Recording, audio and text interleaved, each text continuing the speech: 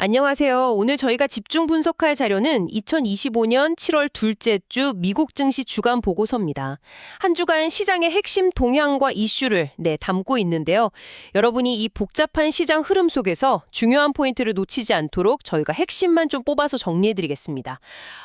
특히 트럼프 전 대통령의 그 관세 압박 이슈하고 또 연준의 금리 정책을 둘러싼 엇갈린 신호들, 이런 것들이 시장을 꽤 흔들었던 한 주였죠. 네, 바로 시작해보죠.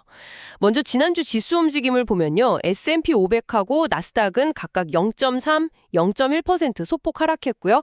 다우존스는 1.0, 이건 비교적 좀 큰 폭으로 내렸습니다. 근데 좀 흥미로운 게 주 초반에는 확 빠졌다가 목요일, 그러니까 7월 10일에는 S&P 500이 사상 최고치를 경신하기도 했어요. 변동성이 상당했죠. 네, 맞아요. 그 변동성의 중심에는 서로 좀 다른 재료들이 있었습니다. 자료에서도 보면 주초 하락은 그 7월 8일에 트럼프 전 대통령이 발표한 거 있잖아요. 한국, 일본 포함해서 14개국에 추가 관세 예고하면서 불거진 뭐랄까 무역 긴장감 때문이었죠. 아, 그 관세 예고가 시장을 확 끌어내렸군요. 네. 그런데 또 목요일에는 분위기가 달라졌어요. 델타 항공 실적이 생각보다 잘 나왔고 또 일부 연준 인사들이 금리 인하 가능성을 좀 내비쳤거든요. 그래서 반등했다가 금요일에 다시 살짝 조정을 받으면서 마무리가 된 거죠.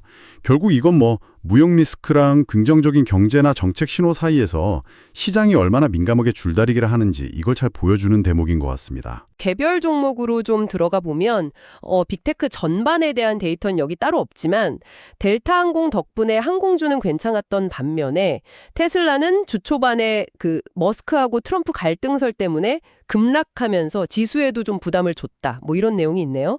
이런 주식시장 혼란 속에서 채권 시장은 그럼 어떤 신호를 보냈을까요? 10년물 국채금리가 주 후반에 4.43%로 마감했고 특히 10년물하고 3개월불 금리 차이, 그러니까 수익률 곡선이죠. 이게 거의 평탄해졌다고요. 플러스 0.02%포인트, 거의 제로에 가까운데요. 네, 바로 그 점이 상당히 중요합니다. 수익률 곡선이 이렇게 평탄해졌다는 건 장기금리랑 단기금리 격차가 거의 사라졌다는 뜻이잖아요.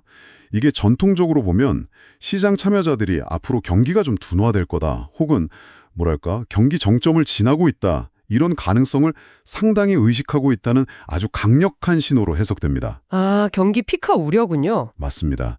이 자료에서도 경기 정점 통과 우려를 반영한 결과다, 이렇게 분석하고 있어요.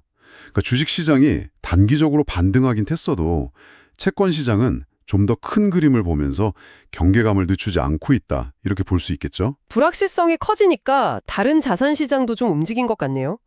달러 가치를 나타내는 달러 인덱스, DXY라고 하죠. 이게 97.75 수준으로 조금 강세를 보였고요. 안전자산인 금 가격도 온스당 3,355달러로 0.9% 올랐습니다. 그리고 서부 텍사스산 원유, WTI 유가도 배럴당 68.45달러까지 한 2.8% 상승했네요. 네. 달러하고 금 가격 상승은 말씀하신 대로 무역 긴장감이 높아지니까 나타나는 전형적인 안전자산 선호 현상으로 볼 수 있고요. 유가 상승 같은 경우는 사우디가 중국 수요가 늘어날 거다, 이런 이유를 대면서 가격을 올린 게 주요 원인으로 분석되고 있습니다. 그렇군요. 근데 여기서 좀 흥미로운 점은 이런 상황 속에서도 유럽 증시, 그 스톡스 600 지수나 중국 상하이 종합 지수는 상대적으로 좀 안정적인 모습을 보였다는 거예요. 어떻게 보면 미국의 어떤 정치적인 또 정책적인 변동성이 유독 좀 부각됐던 한 주가 아니었나, 그렇게 생각됩니다. 자, 그럼 이번 주 시장을 움직인 핵심 동력들 다시 한번 좀 짚어보죠. 역시 트럼프 전 대통령의 추가 관세 위협 때문에 생긴 무역 긴장감, 이게 하나 있고요. 그리고 또 하나는 연준 내부에서 금리 인하를 두고 시각이 좀 갈리는 거.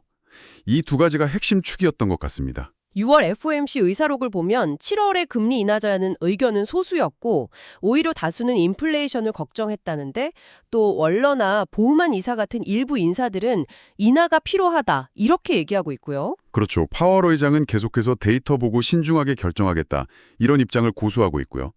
이런 복잡한 상황을 두고 또 거물급 인사들의 전망도 엇갈립니다.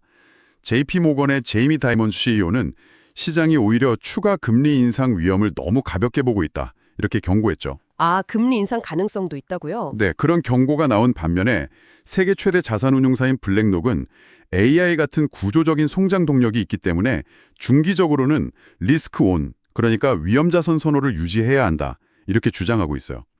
이건 결국 단기적인 어떤 경기 순환에 대한 우려랑 장기적인 구조 변화에 대한 기대가 좀 충돌하고 있다. 이렇게 볼 수 있는 대목이죠. 네, 정리를 해보면 지난주는 무역 불확실성, 또 기업 실적 호재, 연준의 엇갈린 신호 이런 것들이 막 뒤섞이면서 변동성이 꽤 컸고 결국에는 소폭 하락으로 마무리가 됐네요. 여러 상반된 정보 속에서 시장이 좀 방향을 탐색하는 그런 모습이 뚜렷했던 것 같습니다. 네, 핵심은 역시 무역 긴장감은 여전하다는 거, 그리고 연준의 정책 방향이 아직 명확하지 않다는 점, 또 채권 시장은 계속해서 경기 둔화 가능성을 조심스럽게 경고하고 있다는 거, 이 요소들이 앞으로 어떻게 전개될지가 중요할 것 같습니다. 마지막으로 여러분께 이런 질문을 한번 던져보고 싶습니다. 이 보고서에서도 지적했듯이 연준 내부에서 금리 인하에 대한 의견이 분분한데요. 만약에 앞으로 경기 둔화 우려보다는 다시 인플레이션 압력이 더 높아져서 연준의 정책 우선순위가 물가 안정 쪽으로 확고하게 돌아선다면 여러분의 투자 접근법은 어떻게 달라져야 할까요? 이 점을 한번 생각해 보시면 좋겠습니다.